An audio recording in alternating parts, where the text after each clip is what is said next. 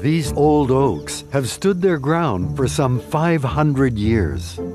But a closer look reveals something astonishing. Acorns, by the tens of thousands, are tattooed into every nook and cranny. Someone has hammered each and every one into the bark. That someone is actually a band of little bright-eyed, clown-faced acorn woodpeckers. The trees are their prized possessions because every autumn they produce a windfall.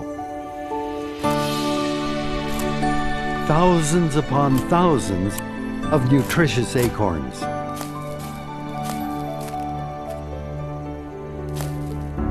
The acorns are woodpecker gold, high in vitamins, minerals, fats, and protein.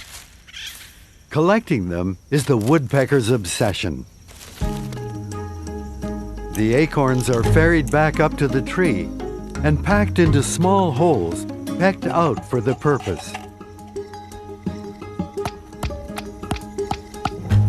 This turns acorns into treasure, a seasonal abundance that can be made to last.